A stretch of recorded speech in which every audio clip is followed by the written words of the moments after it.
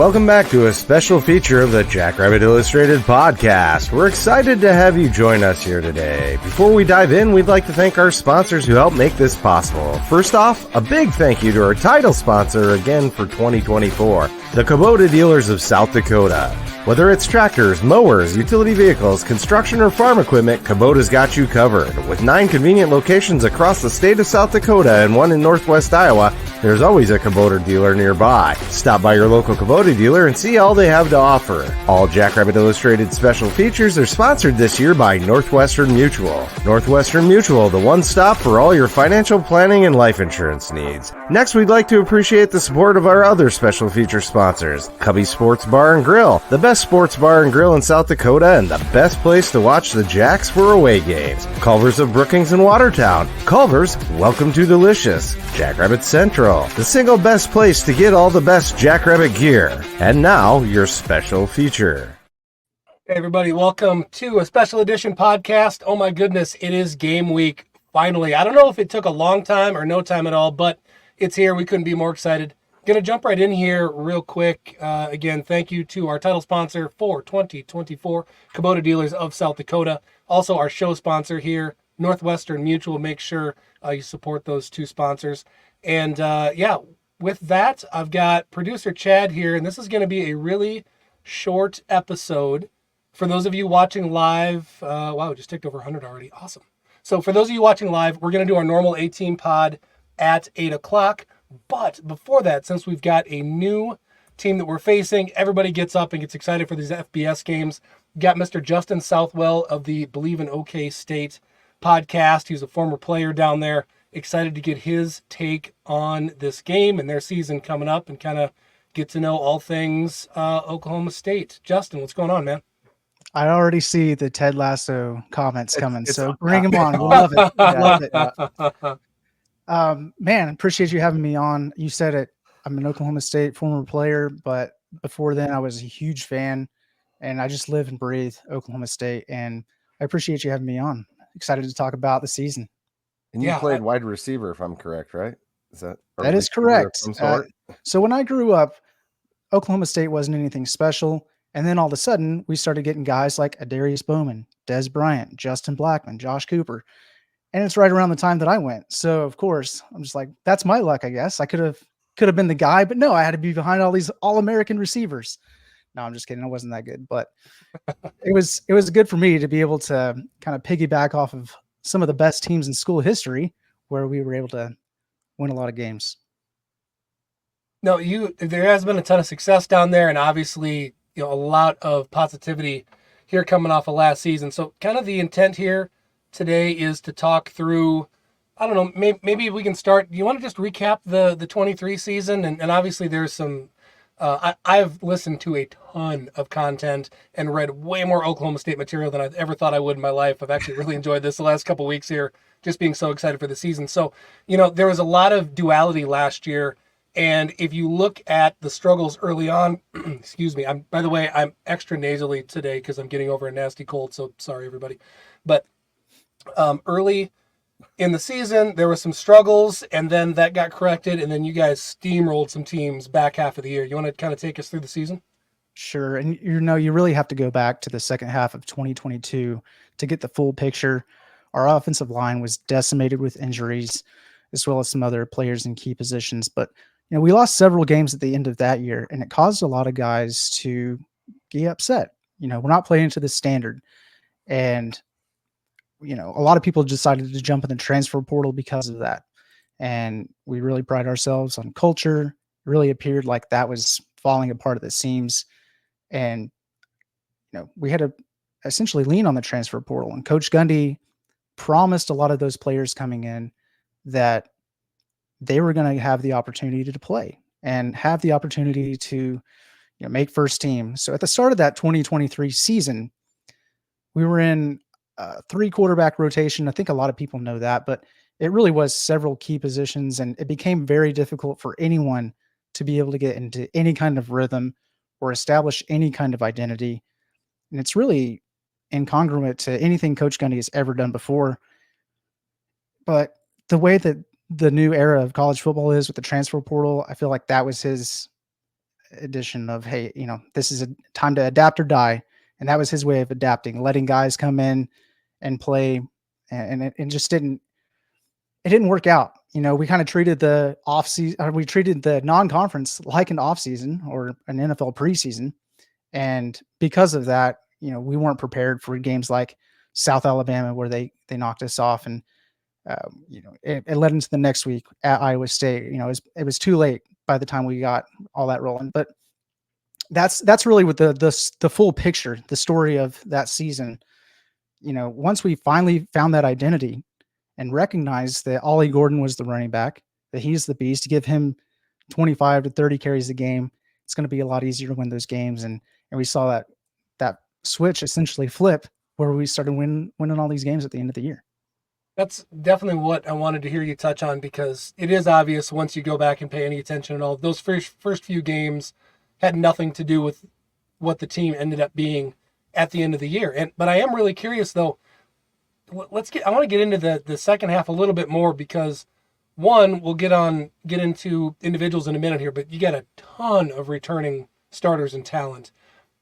So if the assumption is that we're going to see an extension of the back half of last season this year, I mean, you guys averaged 40 points a game the second half of the year, something like that. It was just an obnoxious amount of offense. Like how did you do that? Man, yeah, that was really it. There was that one game against UCF. So it came right on the heels of playing against our rival OU. So we beat Oklahoma, and we kind of just had this Bedlam hangover, right? So Bedlam is the name of that rivalry game. For those that don't know, we had the Bedlam hangover against UCF. We were playing in hurricane-like conditions, and that was the one outlier for the second half of that season, before we were in the Big 12 championship game, where we were just really outmatched against a much more talented Texas team. But then they bounced back and beat Texas A&M in the Texas Bowl. So it really was a matter of letting Ollie be the guy. And even whenever you thought people would maybe start to recognize that he was the guy, you maybe start to see teams loading the box, 7, 8, 9 guys, whatever. That didn't really seem to happen. And if it did, we also had guys on the edge. Rashad Owens, a receiver, Brennan Presley, to be able to get out in space and to continue scoring. And, Rashad Owens really caught on because of that in the second half of the year, where he just kind of showed up out of nowhere. We weren't really expecting that to be the case. And there were a couple of games there toward the end of the year. He had over 100 yards receiving, 2 touchdowns. And that's kind of what we're expecting going into the 2024 season. More of the same. But more of the same, but you guys had some definite key additions that added some depth. One of the names right away that jumps off the page is Trent Holland out of, sorry, that was in Indiana, right? Indiana. Yeah. So you want to talk through maybe some just key additions in the offseason and how you guys work the portal? Yeah, I mean, you did mention it. So, we do have a ton of returning starters. It's not necessarily we had to rely on the transfer portal like we did in the past. And Trent Holland we did have a guy, he was a speedy running back, Jaden Nixon, and he transferred, I think it was to Western Michigan. So, what does it look like to replace the depth of this running back, Ollie Gordon? He's getting all the touches and stuff, but he can't do it all the time. He's a human still. He's got to rest every once in a while. So who else can we bring in? Are you sure he's human? Has anybody checked on that? Maybe superhuman. But we actually brought in a guy from Arkansas named AJ Green, and he, I believe, had maybe a season-ending injury, which is really unfortunate. But after that, we started looking around again and bringing Trent Holland, and this dude, 6'3", 240 pounds, and I'm just like, what in the world? Like, you have the best running back in the country with Ollie Gordon, and then anytime he has to go out to take a break, you've got to deal with this guy. Yeah, you've got a good-sized defensive end comes in and can carry the ball. He's an absolute freak. It would seem that that's the guy we're probably going to see the most of, primarily, I would guess, because it sounds like Ollie's maybe dealing with a small hip issue. Have you heard anything more about that? I haven't heard a ton about it.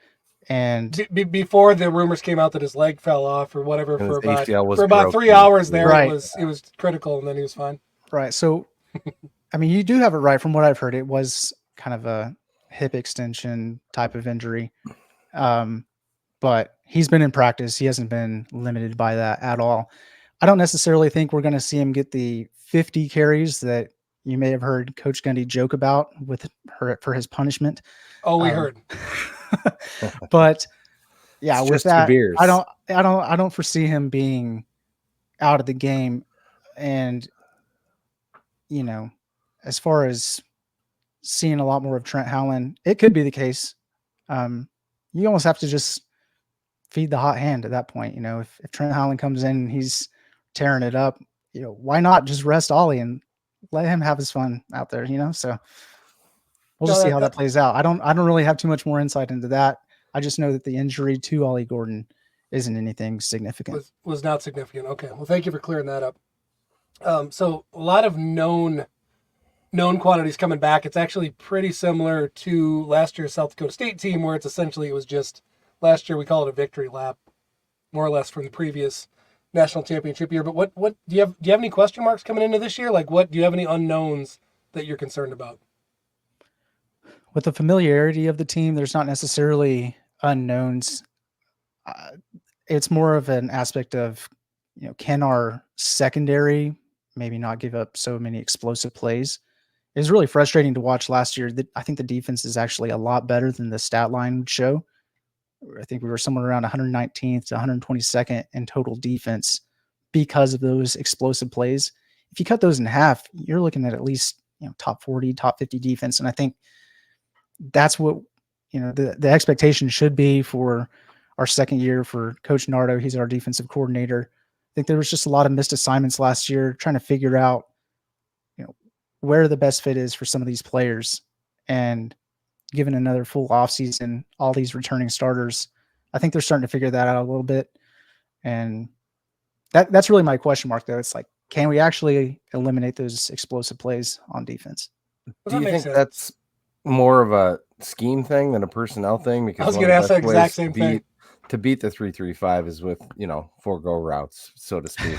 Yeah, from what I know of it. So it seems, and he's a former Nardo. He's a former Iowa State guy, right? He hails from the same coaching tree, from my understanding. Coaching there, I mean. We got him from Gannon University. Okay. I Bleav it's D3.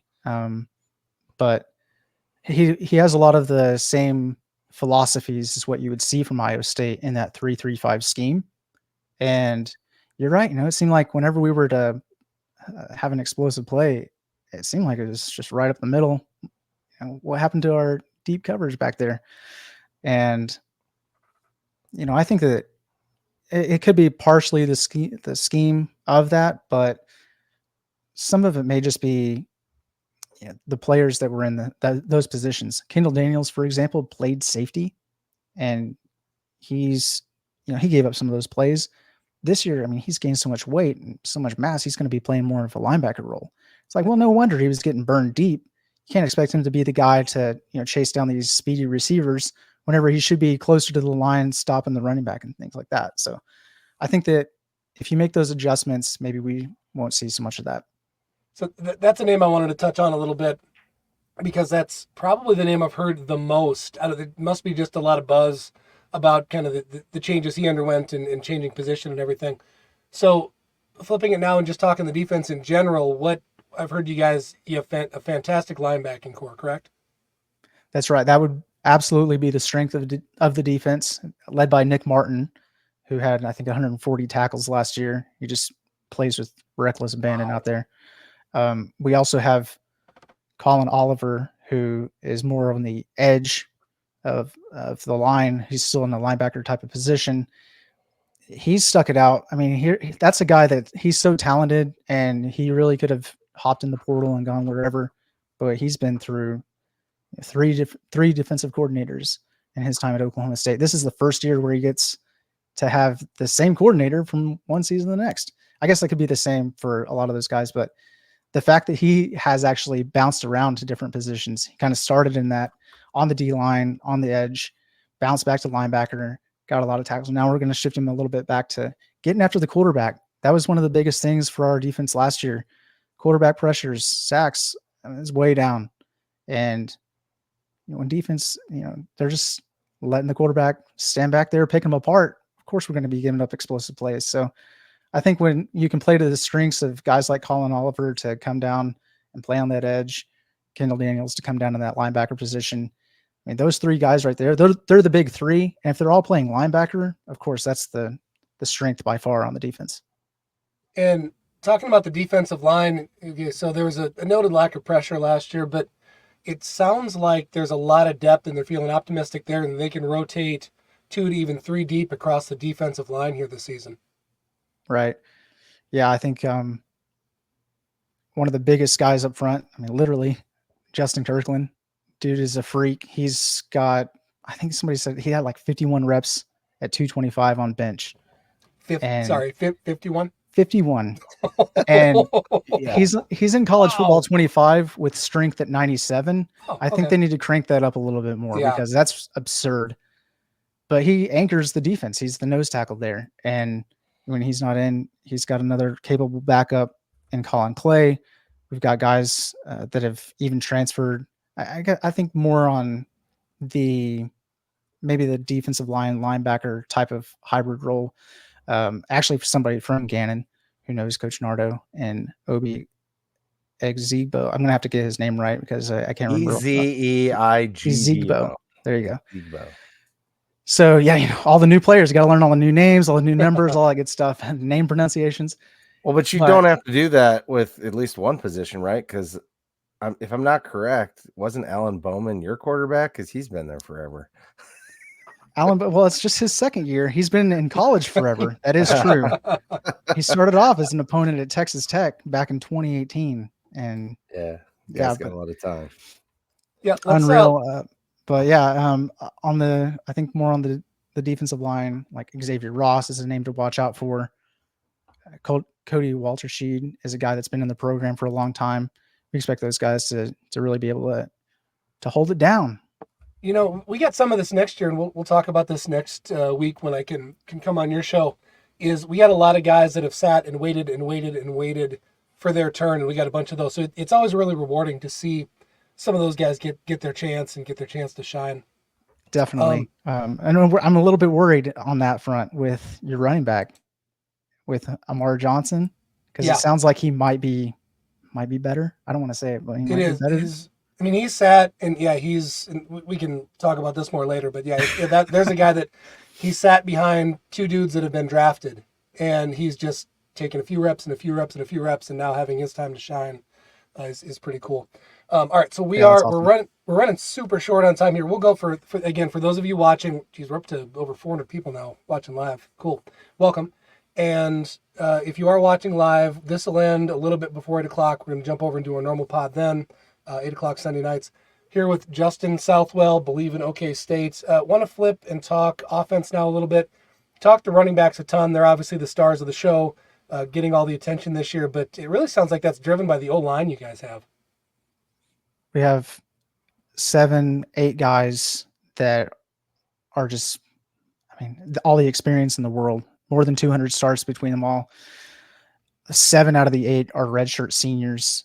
Oof. They've just been here forever. And, they really are the kind of the heart and soul of this team. They're, maybe not, you'd think, getting the credit for what Ollie Gordon is doing, but Ollie will turn right around and he'll give him the credit. And, these are the guys that they stuck around after that 2022 season where things kind of really went downhill. They stuck it out. We've got a great offensive line coach and Coach Dickey just developing these guys and giving them the position. Like we've actually changed from more of a zone scheme to a gap scheme to give them the opportunity to have more success. And they've absolutely taken advantage of it. They're playing to their strengths. They're coming back for another year. They just want more. It's great. So then we touched on the quarterback a little bit. I think it sounds to me like the thing just to be aware of is that last year, there were some struggles early on, but there was a 3 quarterback rotation, got that settled. That has not been in question ever since. So you've got somebody with a ton of experience, played a ton of football, and is now completely adjusted to the offense and is just kind of ready to roll. Is that an accurate way to sum up that situation? You got it. People say he's light years ahead of where he was at this time last year. He's practicing with confidence, knowing he's QB1. He's growing out a mustache like me. You got to love that. Just so much confidence, so much swagger that you need to see from your quarterback. And of course, the leadership that he brings to the table, being that 7th-year senior. And yeah, I'm really excited to see how far Alan Bowman can elevate his game to the next level this upcoming year. Is there anything man, the Ted Lasso comments just Love keep 'em. coming. Dude, it's a great mustache. You just gotta It really is. You gotta take that every one of those as a compliment, or I Absolutely. wouldn't put 'em up. Yeah. Lean into it. It's a great All right. show too. So does he, real quick, does he have anybody, like some names jump out in either the wide receiver or tight end rooms for weapons that he's going to be looking for? Brennan Presley is the senior slot receiver, explosive. I mean, the guy he's just super quick. He'll be playing Sundays. Even with his size, you would think that there's no way, but there is. He's that good. And then Rashad Owens on the end, like he was on the outside, he was making those big plays last year. But really one to watch out for is a guy that got injured earlier in the season, and Dejon Stribling, number 1. I think he's listed at 6'2", 200 pounds. And that guy he was in front of Rashad Owens to start the season. And Rashad was the one to come up and make those big plays and step in. It's like, hey, I'm not really ready to give up that position yet. So we really have at least 3 receivers. And, some people are saying, we're going to have 3 1,000-yard receivers. I'm like, pump the brakes a little bit on that. Hold on. Where's all this? How many possessions a game are you guys going to have? Yeah. So I'm not on that. I'm not on that train yet, but they have absolutely the potential to really go off, be explosive, make tons of plays. It's a matter of the offensive coordinator, Casey Dunn, if he wants to play to that strength and step on some necks and just keep it rolling. I don't know. We haven't had that mentality at our offensive coordinator in a little while, like we have had in the past. Maybe some of the other teams that you've seen earlier in the 20 teens, but who's to say they don't do that this year? I don't know. I tell you what, Justin, we're just about out of time here. Yeah. You guys have an embarrassment of riches, and I can see why your fan base has the confidence that they do this year. It's I think everybody's pretty clear it's playoffs or bust with the 12-team format here. And I think most, watching yesterday, most of the people picking their brackets, had you guys slotted in there, in the mid, 6 to 10 range, somewhere in there. Mm-hmm. So couple of quick questions, and then I want to hear real fast some recommendations for people listening that are traveling down there. All right. So 1, if Oklahoma State's going to take care of business, what do you think that they have to do? If Oklahoma State is going to take care of business, you got to establish the run game like we've been doing. Ollie Gordon's got to be able to run. If not him, Trent Allen come in, run that ball, because I'm not quite there with the trust. I've been talking him up. He's got the confidence. We've got the weapons on the outside, but Alan Bowman, as good as he is, if you want to put it this way, he would probably be the weak point on offense. And I don't necessarily know that I could trust him, opening up the game and, throwing bombs and scoring points that way. I think it does start and end with Ollie Gordon and establishing the run game. And then on the defense, I kind of already mentioned it, but giving up those explosive plays, getting after the quarterback, those are the keys to victory. Sure. All right. Well, then in closing here, give me one place everybody has to eat, one place everybody should hang out when they come down. I don't even know if I can do just one. All right. So a couple, let them go. Eskimo Joe's and Hideaway Pizza are the 2 that everybody would go to for game days. It's going to be packed. If you want to go there, you need to get there early. If you want to get there for another place for breakfast, place I love is called Just Wafflin'. You got to check that one out. If you love ice cream, you got to go to Brahms. I'm going to get some jokes from my Oklahoma people for that. But Brahms, love Oklahoma. Yeah, it's good stuff. And if you love coffee, Aspen Coffee. Those are the places. Those are the spots. Hot spots in Stillwater, Oklahoma. Awesome. Last quick hitter. QR codes, love it or hate it. Personally, I hate it because I am a uniform purist. I don't want to see that on our helmets. I don't want to see it on our uniforms. I don't want to see ad patches in the future. With that being said, I understand that this is the era of college football. You need to do all you can. I wish that they would just limit it to being on the screen, being around town so you can scan it there. I don't think it's going to do that much for the being on the helmet. Who's going to do a QR code from the helmet? But from a marketing standpoint, And we're talking about it. Genius. Yep. No, makes total sense. All right. Well, thank you so much. Yeah, Justin, thank you. Hey, I'm going to be on your show on Tuesday night. Tuesday night. Can't All right, wait. so- We're going to keep you a lot longer than you kept me. Yeah, that's fine. And Yeah, again, we've heard if about we didn't that. have another show that we normally have, we would talk so much longer right now. I'm yours as long as you want. So, Justin Southwell, everybody, Bleav in OK State ahead of this game coming up. All right, if you're, again, watching live, we're going to flip over right now and we'll start the A-Team podcast. Go big, go blue, go Jacks. Jacks.